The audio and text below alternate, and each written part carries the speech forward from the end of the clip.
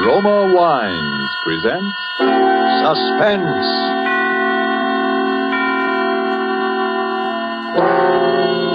Roma Wines, made in California for enjoyment throughout the world. Salud. Your health, senor. Roma Wines toast the world. The wine for your table is Roma Wine, made in California for enjoyment throughout the world. This is the man in black, here for the Roma Wine Company of Fresno, California, to introduce this weekly half hour of Suspense. Tonight from Hollywood, Roma Wines bring you Joseph Cotton in a suspense play called Sneak Preview, which tells of a rather remarkable adventure experienced by that noted director of screen thrillers, Frank Henderson. And so, with Mr. Henderson's by far stranger-than-fiction story, as related and enacted by Joseph Cotton, we again hope to keep you in suspense. Go ahead, please, Mr. Henderson. This all began, you say, 2 weeks ago? Yes, that's right. I just finished the final cutting and dubbing on my newest picture, Escape to Destiny. Think you'll like it, by the way. Lou Ellis says... Yes, go on. Well, I took the film east with me, and the first day I got there, we ran it in the projection room for a few of the boys in the New York office. They seemed to like it pretty well, which, of course... Ruth, now that it's all over, and we're safe... Yes? Well, there's one thing that still worries me. What's that? It's... Ruth... Will you marry me? Darling, that's the one thing I've known the answer to from the very beginning.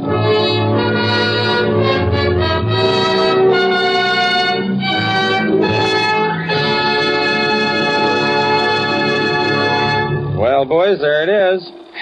Frank, it is but terrific. It's the best picture you've ever made. Oh, it's great. Great.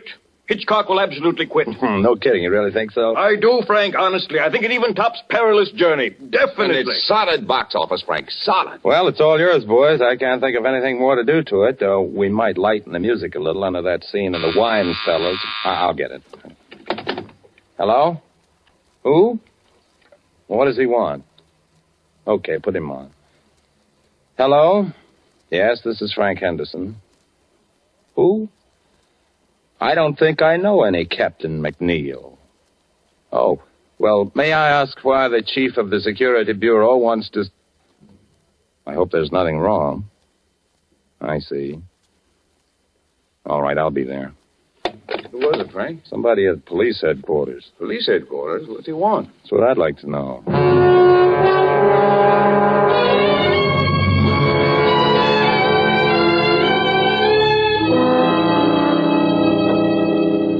Well, Mr. Henderson, my secretary tells me you were a little mystified. Well, a little, I guess. You never heard of any Captain McNeil? Oh, no. It was just that I didn't think to connect you with the Captain McNeil. Very nicely put, Mr. Henderson. Very nicely put. But you don't need to explain. There aren't so many people as you'd think who'd ever heard of any Captain McNeil. An undercover agent isn't very much good if everybody knows him. No, is he? I guess not. Mr. Henderson, when I heard you were going to be in New York, I just couldn't resist meeting you. You see, Mr. Henderson, I'm probably your greatest living admirer. Well, thank you. I guess I've seen every picture of yours since the first one you directed, most of them 3 or 4 times. I'll have to remember you in my will. You know, you'd have made a first-class professional detective. I'm not so sure about that. There's a lot of difference between fact and fiction, I guess. Not so much. I've always followed the reasoning in your pictures with complete agreement. Well, I'm glad to hear that. Yes, but with one exception. Huh? What was that? I couldn't go along with you there. It was in your 5th picture, Murder in the Morning. You remember near the end of the picture where the killer has the detective and his pal at gunpoint in an empty room? I remember. The friend is allowed to leave. He's helpless anyway, unless... And here was the point. Unless the detective is able to get over certain vital information to the friend in the presence of the killer, but without his knowledge. You remember? Sure. And when the friend is leaving, the detective hands him his hat. Mm-hmm. And inside the hat band, he slipped a piece of paper with the information on it. Is that what you mean? Exactly. And that's where I disagree. Although I realize it probably wasn't your fault.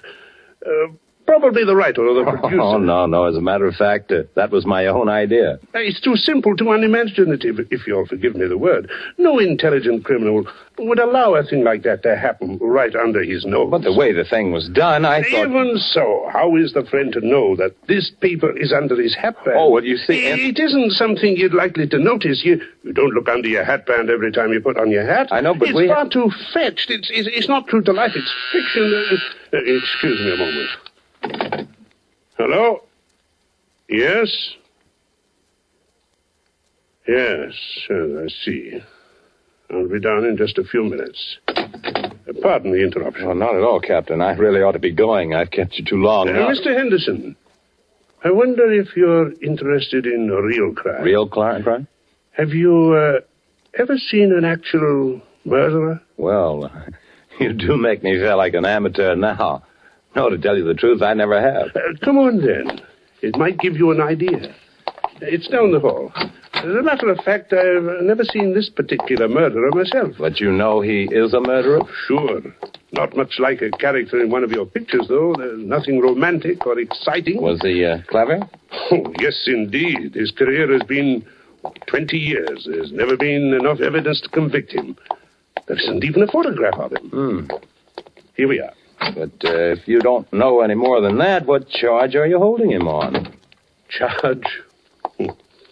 You don't need any charge when you hold him here. There he is. Oh, dead. Dead, at last. How did he die? Shot in the back. We found him in Central Park. Well, there you are. Gregory Sacco. Murderer, spy, drug addict, and about everything else in the book. Know who killed him? Who knows? Who cares? There are plenty of people who'd have been happy to do it if they dared. I suppose he had identification on him. Sure. Bank book, wallet, a few inconsequential papers. Is that all? That's all. Oh, a little money, a handkerchief, a tin of aspirin. Aspirin? Sure. Criminals have headaches just like other people. It was aspirin, I suppose. We professionals may not be romantic, Mr. Henderson. We are thorough. Oh, cool. Yes, it was aspirin. I remember you saying he was a drug addict. So that was all he had on him, huh? That's right. Nothing very sensational or exciting. No clues. What about that bank book? Was it in his own name? Oh, he had a lot of names. Gregory Sacco was the one in the bank book. His own, by the way. Why? Because a perfectly crazy notion has just entered my head. For a new picture? It could be. But, well, here am I in New York. Little time on my hands, and, well, the guy intrigues me, that's all. A dead man intrigues you? His life intrigues me, sure. Finding out more about it intrigues me. What's the difference? The guy's dead. What have I got to lose? Well, now, I don't want to say it's likely, Mr. Henderson, but it's possible, just barely possible, that you might lose your life.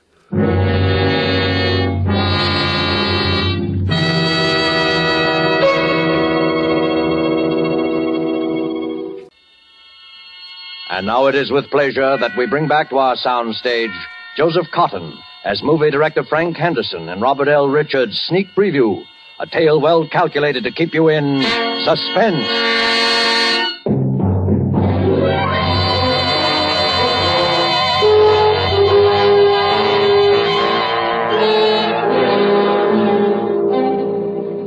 I'm not an adventurous or even a particularly courageous man, and yet suddenly I found myself engaged in what might possibly, as the captain had said, be a fairly dangerous occupation. I pored for hours over Captain McNeil's file on Sacco, even persisting in the face of a sudden and somewhat mysterious reluctance on the part of the captain to have me do so.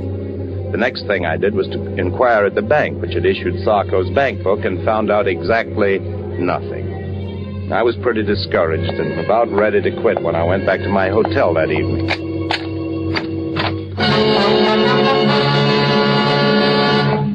Would you mind closing the door, please? Thank you, Mr. Henderson. My name is Edwards. How do you... Say, what's the big idea? No, Mr. Henderson. Keep away from the telephone, please. Are you threatening me with that gun? I regret it, Mr. Henderson. I deeply regret it, but unfortunately I cannot deny it. Listen, this whole thing is ridiculous and melodramatic. Mr. Henderson, why are you so interested in Gregory Sacco? Sacco? Yes, Sacco. Just what, if you will forgive a B-picture expression, is your racket? Racket? Oh, no, Mr. Henderson. I just like to make money, that's all. Look, Mr. Edwards, or whatever your name is, if it's any of your business, and I don't see that it is, my interest in Sacco is simple curiosity. I was talking with a Captain McNeil at police headquarters. He showed me his file on Sacco. Of that much I'm quite aware, sir. Well, if you know so much, what are you doing up here acting like a suspense radio character? It may sound silly to you, but it was just that I'd never seen a murderer before, alive or dead, and when I saw Sacco's body at police headquarters, I got interested. Mr. Henderson, would you mind repeating that? I said I got interested. No, you said you actually saw the body of Sacco? Sure. What's so terrific about that? Did you see his face? Of course. What did he look like? Iron gray hair, dark eyes. Yes. Mr. Henderson, we simply must reach an understanding. You've no idea what possibilities this opens for me. Well, I'm no mind reader. Mr. Henderson, may I have your word that you will do nothing unreasonable if I put away this gun? Okay. Thank you. I must administer my eye drops. My eyes are very bad. Perhaps you've noticed. I thought you might have a cold. No, nothing so simple, unfortunately. Congenital weakness. There we are. Now, Mr. Henderson, my interest in all this is very sordid, I'm afraid. Money, to the extent of, shall we say, $300,000. Nice tidy little sum. Half of that sum could be yours, Mr. Henderson. You'll forgive me if I don't jump at such a handsome offer without knowing a little more about it. I might have realized, I suppose, that mere lucre was not paramount to one of your position. Let's leave paramount out of this. Yes. But, Mr. Henderson, it so happens that I can put you in the way of quite a bit of rather special information about Sacco. I shall write several of them down for you here. That's just fine. Write several of what down? Names, addresses, places where you can discover what you want to know. Okay, what's the catch? Mr. Henderson, you must trust me. What do you want? I want very little. But when you've seen these people, and when what they tell you suggests that there is still more to know, come to see me. I've written that address down, too. Good night, and good hunting.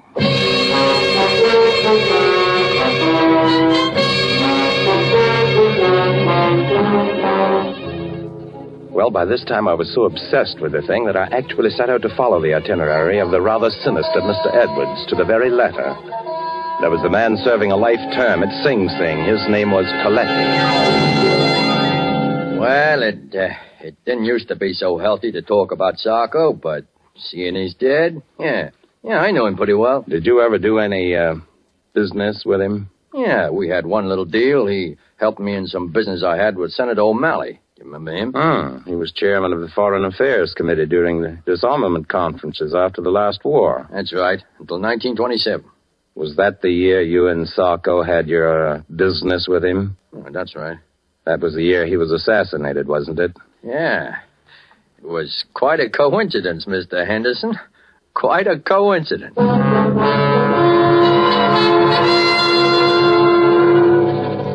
Sacco, huh? I just hope he didn't die easy. I don't think he did from the looks of him. Maybe there is some justice after all. Are you quite sure he was a drug addict? Huh. How do you think I first learned to take this stuff? At the convent?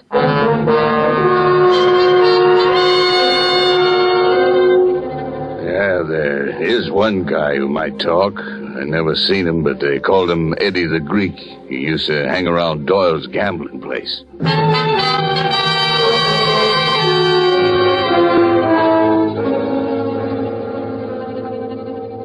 Oh, you see, Mr. Henderson, it all turned out rather well from your point of view, didn't it? In a way. But there are a few little pieces of the picture still missing, eh? You see, that's why I dared hope that you'd come back to see me. That's fine. What about Eddie the Greek?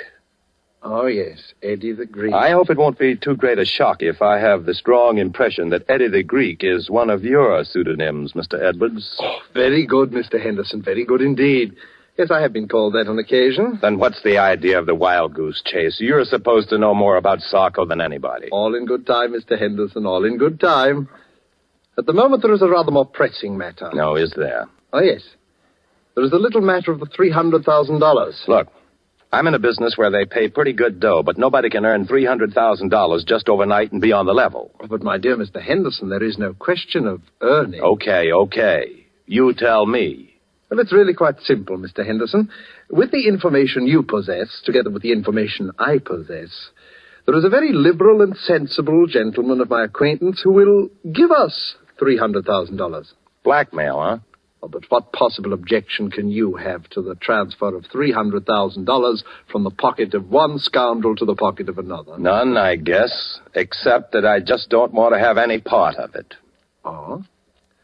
Not even if it meant your coming into the possession of the final, and I might say the most sensational part of your missing information about Sacco? How do I know you can supply it? Oh, I have something here at my desk which I think you might consider sufficient proof. Oh, yes, here it is.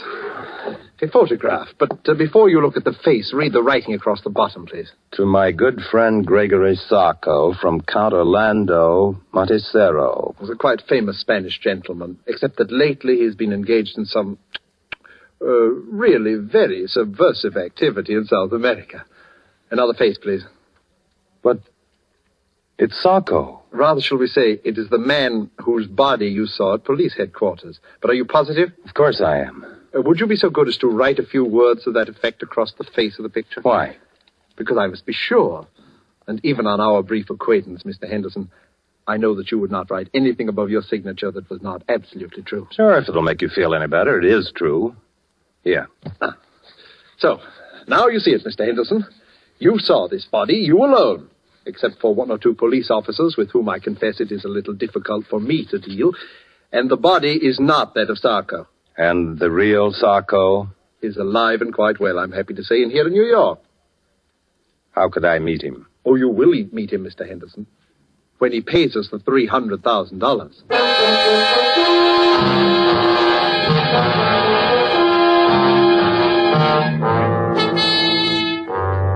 By this time, I had to go through with it. I could see the whole thing on film. What a thriller. I left everything in the hands of Mr. Edwards. A meeting was arranged, a hotel room, the hour 8:30. And there we waited for the man I'd traced all over the underworld of New York. The murderer, spy, dope peddler, Gregory Sacco. Not nervous, are you, Mr. Henderson? Aren't you? A little. Yes, I must confess. Our visitor this evening is not what you might call an easy-going man. But we will not be murdered. No, we will not even be followed, at least not successfully. Where do you go from here? To my little apartment where you met me. It's the safest place in all New York. You don't mind if I catch up on my notes while we wait? Your notes? My private file on Sacco. Oh, of course. You know, Mr. Henderson, sometimes I fear that you might think that I've not been quite as candid with you in this matter as I might. Well, there are one or two little things, aren't there? Your own connection with Sacco, for instance. Naturally, but I honestly believe that once you just... Will you stand by the door, please, Mr. Henderson? Open it when I give you the word. Do you have to point that gun? There will be no shooting. This gun is just in case. You may open the door now, Mr. Henderson. Come in. Good evening, gentlemen. Captain McNeil. Surprised to see me? Naturally he is. When an appointment has been carefully arranged for Mr. Henderson to meet the arch-criminal Sacco, and when that arch-criminal turns out to be none other than the illustrious Captain McNeil, naturally. Oh, I sort of wondered how you managed to get yourself a part in this little drama, Mr. Henderson. Now I know. Well, would you mind awfully explaining it to me? If I were to tell you that I am not Sacco, but rather that your confederate, Mr. Edwards, is Sacco, would that help? Oh, I'm truly sorry, Mr. Henderson. It seems my fate to be forced from one deception to another. Then you are Sacco? In a word, yes. You see, Captain McNeil would scarcely have acceded to my request if he'd not feared that a third and highly respectable party were also privy to our little secret. After all, there would be ways of dealing with Sacco, but a well-known motion picture director, that would be another story. By the way, Captain, did you bring the money, please? I did. How convenient to deal with a police officer who also happens to have a large private fortune. Don't you want to count it? Oh, I can see it's close enough. Listen, Mr. Edwards, if you think you're going to get me to play cat's paw for you, you're... Mr. Henderson, you forget that I have your signature on the photograph of that man whom the good Captain McNeil mistakenly killed. You see where you fit into the picture now, Mr. Henderson? And not a very pretty picture either. Yes, it would be most inconvenient for Captain McNeil if it were known that he had accidentally liquidated the good Count Montresero, even though from a patriotic standpoint it is undoubtedly an excellent thing that he did. But there might even be international complications, might there not, Captain? Mr. Henderson, if I'd only resisted the temptation to show you that body. If only you had, Captain McNeil. You'll forgive me, gentlemen, if I administer my eye drops. My eyes seem to grow worse as my fortunes grow better. And you'll forgive me if I leave now? Perhaps someday there'll be another meeting. It could happen. Yes, who knows? Oh, your hat, Captain McNeil. Thank you. Good night. So you're the great Sacco, eh, Mr. Edwards? You see why I could not tell you before. Believe me, I wish to, if only because your interest was so flattering. You know, he'll catch up with you someday, Mr. Edwards. Captain McNeil? Not as long as I can prove that he killed Count Montresero. By the way, was that just a sort of happy coincidence for you, or was it? Not quite. I had done some business with the Count which had turned out rather badly. Oh, he was a pure Nazi agent, without doubt. In any event, I was in difficulties with the fellow, and I persuaded him that he could secure some very valuable information if he would appear in New York as Sacco, which he was unwise enough to do. And then you tipped off Captain McNeil that Sacco was in town. You're a pretty clever boy, aren't you, Mr. Edwards? Thank you, Mr. Henderson, thank you. And now may I suggest that we return to my little flat? We? Under the circumstances, Mr. Henderson, I believe it would be safer for both of us.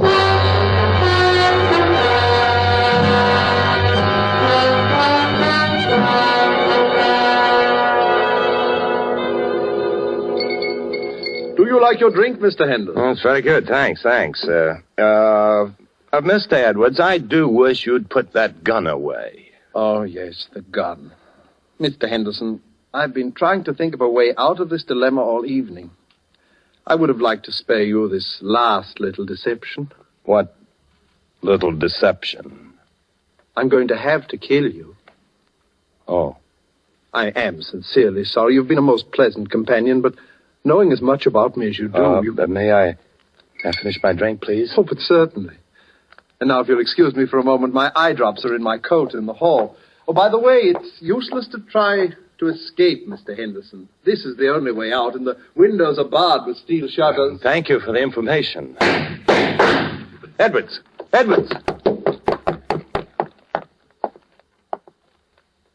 Dead. Captain McNeil. I take it that someone has just liquidated our friend Sacco, or Edwards, as you prefer. So it would seem. Did you see it happen? No.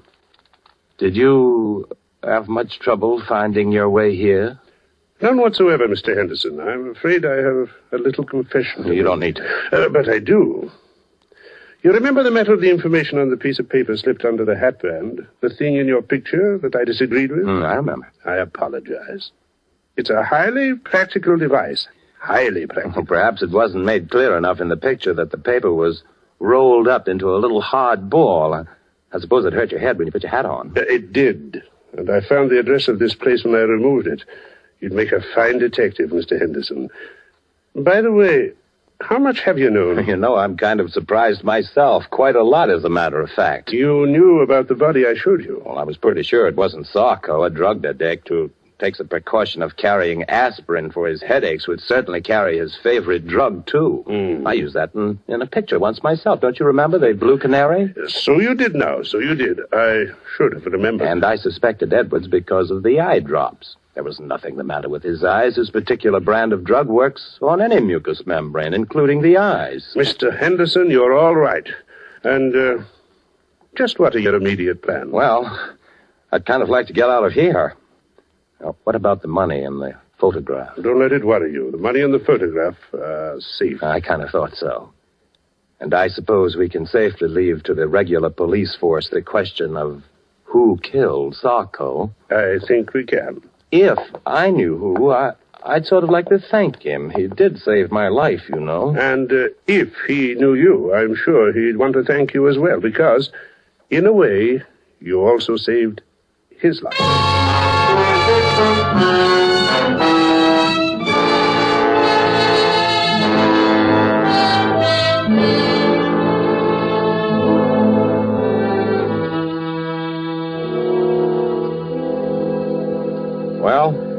That's about all there is to the story. Pretty exciting stuff. Be good material for one of your pictures, I'd think, Mr. Henderson. Yeah, sure it would, sure. For that dumb studio of mine, I called a big meeting just before I left New York, and I told this story, changing a few names and places, of course. And what happened? I don't know, Frank. It's a good story, but I don't know. What's the matter? I think it would make a swell picture. Public would never go for it, Frank. It's too crazy. It's unbelievable. No, I wouldn't buy it. You're entirely right, LG. Don't make sense, Frank. A thing like that couldn't happen. Couldn't happen. Look, I'm telling you that Too arty, entirely too arty. Wouldn't gross a dime. And by the way, Frank, I wanted to talk to you about the new release. Where have you been? Me? Yeah, the last time we saw you, you beat it out of the projection room to see some cop, and nobody's heard a word from you for 2 weeks. Where you been? Me? Oh, I've been around.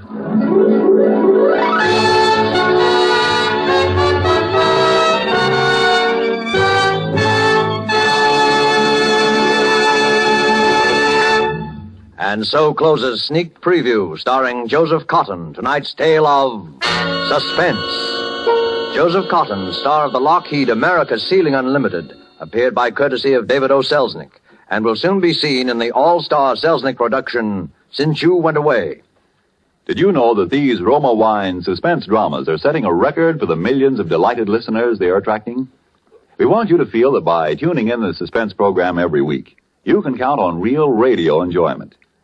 Well, in just as dramatic style, the popularity of Roma wines is also record-breaking, because Roma wines are by far America's largest selling wines. Millions make sure of great wine enjoyment simply by asking for Roma wines. Here's something else these millions have discovered. You don't need fancy glassware or a special occasion to enjoy these zestful, taste-delighting Roma California wines. Roma wines possess lip-smacking flavor and zest, because they come from Roma Wine's own wineries, right in the heart of the magnificent California wine grape districts. And you can enjoy them as a daily delight, because the cost is only pennies a glass. Ask for R-O-M-A, Roma Wines, made in California for enjoyment throughout the world. This is Joseph Cotton. It was a great pleasure to join forces with this really excellent company whose business and pleasure it is each week to keep you in suspense.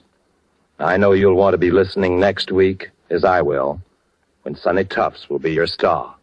Suspense is produced and directed by William Spear. Next Thursday, same time, you will hear Sonny Tufts in Suspense. Presented by Roma Wines, made in California for enjoyment throughout the world.